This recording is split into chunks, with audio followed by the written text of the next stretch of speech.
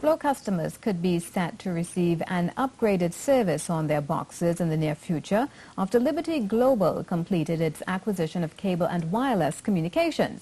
Speaking at a specially organized teleconference at the St. Vincent Street headquarters, both the CEO and the chairman of the UK-based telecoms giant said they're also trying to sell the 49% CWC-owned TSTT stake. Roger Dwarika has more.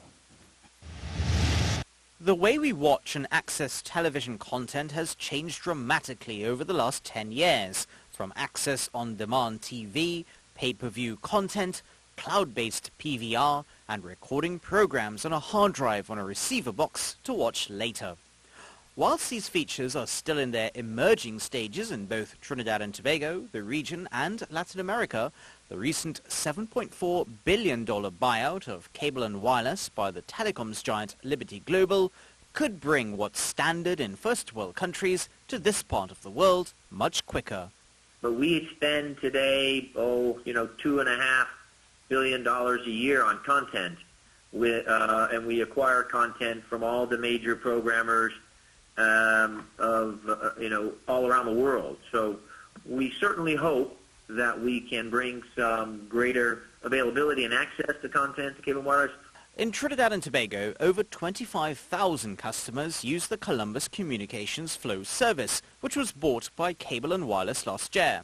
However, regulatory complications arose with the Telecommunications Authority when the buyout was announced, since C&W owns a 49% stake in TSTT, which they haven't been able to sell.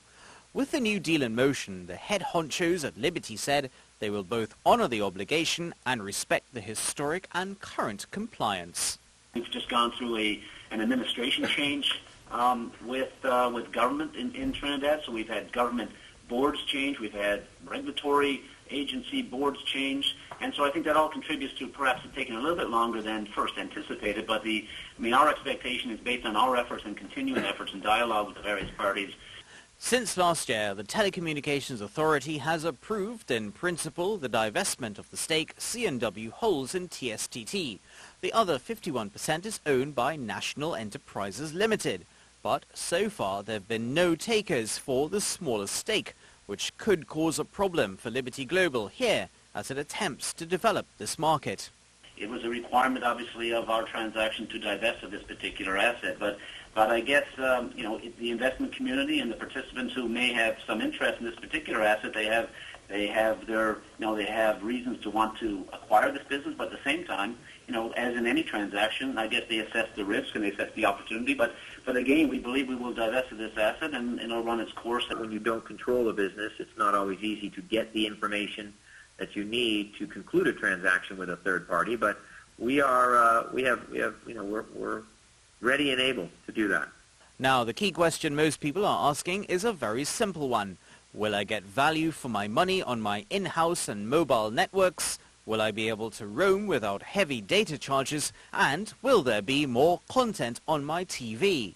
The thinking from Liberty Global CWC, though, is whether there'll be a smooth flow to their future plans as they seek to develop services in one of the world's last regions for telecoms development. Roger Dwarika, C News.